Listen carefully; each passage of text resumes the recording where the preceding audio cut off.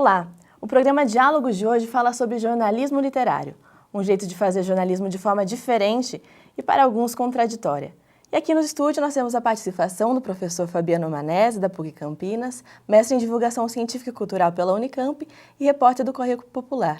Fabiano, muito obrigada pela sua presença. Eu que agradeço. Professor, o jornalismo e a literatura sempre tiveram uma relação muito forte ao longo da história. Em que momento se deu o nascimento do jornalismo literário? É muito difícil nós precisarmos, assim, com exatidão, em que momento o jornalismo literário teria surgido, porque, enfim, não tem uma data de nascimento.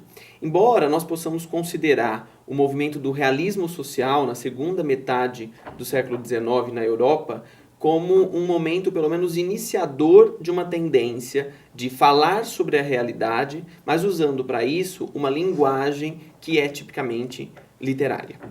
A partir da obra do Émile Zola, por exemplo, que vai se empregar numa mineradora, numa mineração, para depois falar, para depois escrever um livro sobre isso, que é o Germinal, a partir desse momento, nós temos um início de uma tentativa de união entre o jornalismo e a literatura. Entendi. Quais são as principais características desse jornalismo? Olha, as principais características do jornalismo literário são 7, né, que nós chamamos de os 7 pilares do jornalismo literário. Então, a primeira delas é a humanização, ou seja, o foco é sempre a história de vida, a história do personagem. O personagem, ele não ilustra a reportagem, mas ele protagoniza a reportagem. Depois nós temos a voz autoral, ou seja, o autor, o repórter, ele pode se colocar na reportagem, ele pode emitir as suas opiniões, ele também é, nesse sentido, humanizado. Como ele é humanizado, surge a terceira característica, que é o estilo, ou seja, o repórter pode desenvolver o seu estilo de narrativa, usar as metáforas que ele achar adequado. Não existe uma regra, por exemplo, que ele precisa fazer um lead, um sublead ou uma pirâmide invertida. Vai depender da criatividade, da capacidade de usar recursos diferenciados. Depois nós temos também o caráter da digressão, ou seja, cada vez mais o jornalismo literário produz textos que são textos mais amplos, ele se propõe a fazer uma reportagem mais ampla. Para fazer uma reportagem mais ampla, ele precisa justamente buscar novos conhecimentos, novas informações em outras áreas do conhecimento, que não apenas na entrevista. Por esse motivo, nós chegamos na quinta característica, que é a precisão de dados e informações. Ou seja, o jornalismo literário, ele, embora vá usar uma linguagem diferenciada, ele é, antes de tudo, jornalismo. E sendo jornalismo, antes de tudo, sempre vai ser importante dizer qual foi a fonte daquela informação, precisar o número, precisar o dado, buscar as estatísticas. Quer dizer, nós não deixamos de fazer aquilo que pressupõe os fundamentos jornalísticos. Mas apenas nós utilizamos uma linguagem que é uma linguagem literária, uma linguagem mais prazerosa na leitura, que trabalha com a descrição, que trabalha com a narração. Depois, nós temos a sexta característica, que é o uso de metáforas e símbolos. Ou seja, com essa perspectiva de fazer uma linguagem diferenciada, nós buscamos muito a inovação na linguagem. E aí entram também aquilo que nós chamamos de símbolos de status de vida, ou seja, características que estão em volta do personagem e que permitem dizer, olha, esse personagem tem tal e tal característica. Pode ser, de repente, uma característica que está na casa dele, uma característica física, uma característica psicológica, um jeito de se vestir, um jeito de falar, não é? Só que para tudo isso, e aí nós vamos chegar na sétima característica, é preciso imersão na realidade, ou seja, é preciso que o repórter faça uma reportagem, faça uma observação em profundidade, porque senão ele não vai conseguir atingir todas essas características, nem vai ter elementos para a produção de um texto mais original, mais criativo, com mais metáforas, com mais símbolos, etc. E para fazer esse tipo de jornalismo, o repórter deve se humanizar, né, para humanizar a própria fonte e depois o leitor. Com certeza. O repórter, o jornalista, ele sempre vai precisar ter uma visão também mais humanizada do mundo. Ou seja, ele vai ter que colocar a sua subjetividade para compreender o outro. Ele vai ter também que não entender o outro apenas como um detentor de conhecimentos e informações, que ele vai lá simplesmente com uma rotina de perguntas, né, um roteiro de perguntas, e ele vai extrair aquelas perguntas. Pelo contrário, ele vai ter que vivenciar aquela vida, e naquele momento nós vamos ter ali dois seres humanos conversando. Dois seres humanos que têm suas visões de mundo, suas perspectivas, suas formas de interação. É uma entrevista, é um contato que vai ser, antes de tudo, um diálogo. E como isso é posto em prática na redação, na correria para o deadline? Numa redação de jornal diário, com repórteres que trabalham, não é, com o hard news, isso é sempre mais difícil de acontecer.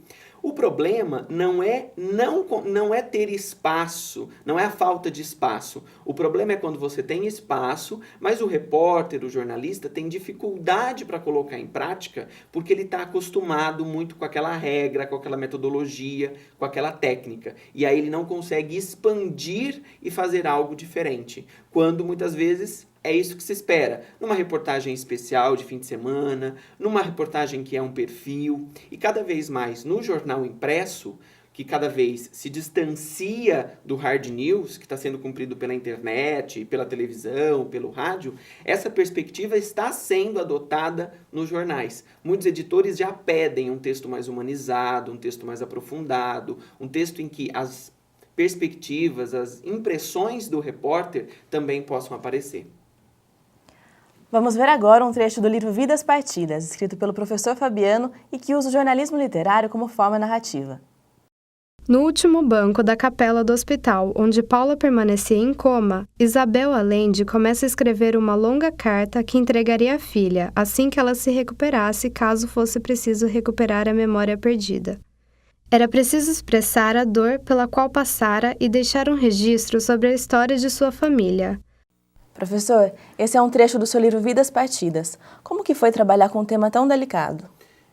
Foi, de fato, um pouco difícil. Foi preciso, principalmente, essa questão da emoção, de trabalhar muito bem a minha subjetividade. Porque se o repórter, se o jornalista não conseguir trabalhar a sua subjetividade, os seus medos, as suas dificuldades, vai ser muito difícil ele conseguir encarar a realidade do outro. É nesse aspecto que é importante não só a humanização do personagem, mas também a humanização do repórter.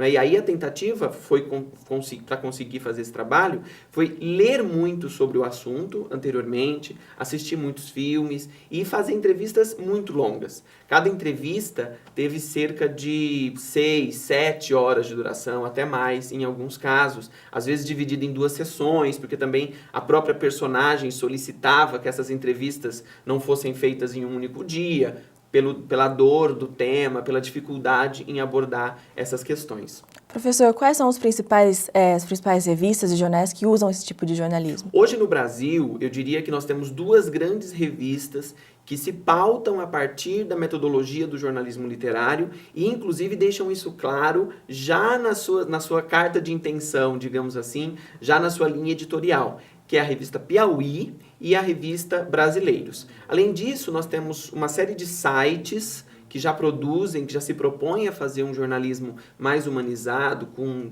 uma linguagem literária. Além dos jornais, que geralmente nos fins de semana dedicam seus cadernos especiais, dedicam seus suplementos, tem colunas de perfis. Um deles é o próprio Estadão, no caderno Aliás, que sempre na última página traz uma reportagem ou um perfil a partir da perspectiva do jornalismo literário.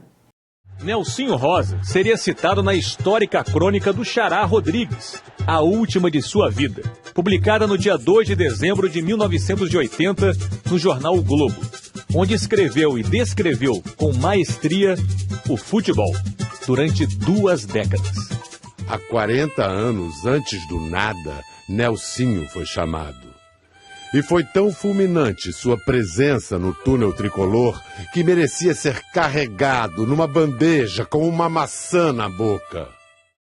Nós acabamos de assistir um trecho da reportagem do Globo Esporte que usa alguns elementos do jornalismo literário. Professor, qual que é a diferença do jornalismo literário no impresso e no telejornal? O jornalismo literário no telejornalismo, eu acho que ele ainda não foi detalhadamente estudado. Acho que até valeria um bom estudo acadêmico sobre isso. Mas o que nós podemos dizer que tem como aproximação, como característica, inclusive a partir dessa reportagem, sempre vai ser um texto um pouco diferenciado, um texto que fuja também aquela estratégia mais tradicional de off, sonora, passagem, então, e que use elementos como, por exemplo, outros textos, como nós vimos aí, tem um trecho da própria crônica do Nelson Rodrigues, utilize ângulos diferenciados, nesse ponto, se aproximando um pouco da perspectiva do documentário, se aproximando um pouco da perspectiva do cinema. Não é? E, claro, sempre centrado a partir de uma história de vida, que é a característica essencial aí da proposta do jornalismo literário. E a Maura Voltarelli estudou jornalismo na PUC Campinas e também escreveu, como trabalho de conclusão de curso, um livro-reportagem com uma narrativa baseada em jornalismo literário. Ela vai contar pra gente sobre essa experiência.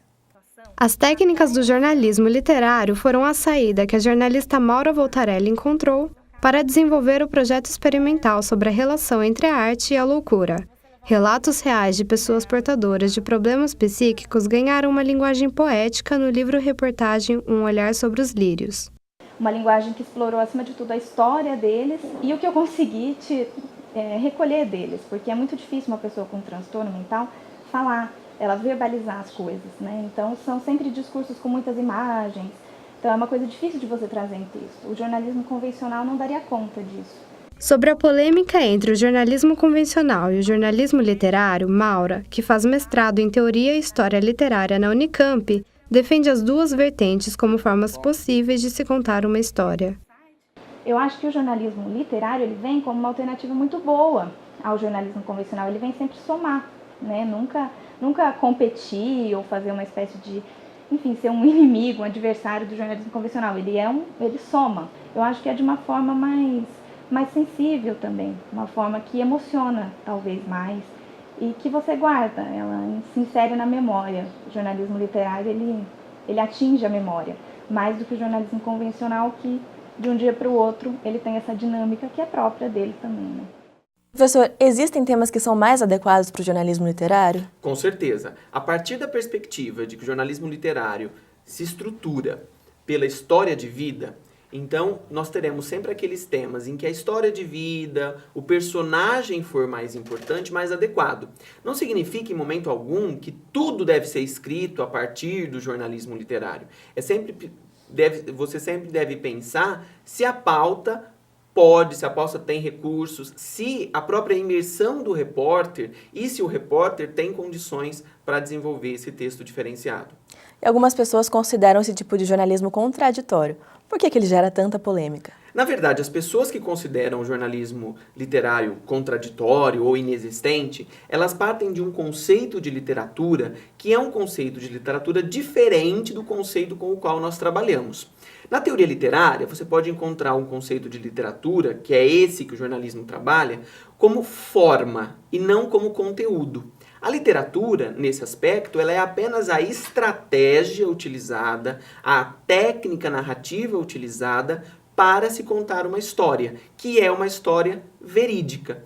Na verdade, quem acredita na não existência do jornalismo literário trabalha com outro conceito de literatura, que é o conceito de literatura como baseado em ficção. Mas aí haverá sempre uma pergunta a ser feita. O que é realidade? O que é ficção? Como é que essas coisas podem ser tão estanques, tão diferenciadas? Lembre-se, para o jornalismo literário, nós sempre trabalhamos com a perspectiva da literatura como sendo uma forma e não como sendo um conteúdo. O conteúdo é jornalístico.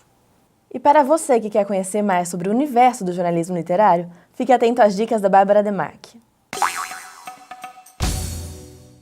O livro Sangue Frio, de Truman Capote, lançado em 1965, é uma leitura indispensável aos apaixonados e curiosos pelo jornalismo literário. De Gay Talese, o livro Fama e Anonimato, um marco do New Journalism, também merece atenção especial. Criado pelo escritor militante John Reed, o livro México Rebelde, que retrata a vida dos revolucionários mexicanos liderados por Emiliano Zapata, também merece lugar reservado nas estantes de livro. E na internet, o jornalismo literário já garantiu seu espaço. É só acessar o link www.abjl.org.br e aproveitar as informações cedidas pela Academia Brasileira de Jornalismo Literário. Professor, o lead é uma técnica que se encaixa na suposta correria da vida do leitor. Você acha que o jornalismo literário, por não se ligar a essa questão, perde público?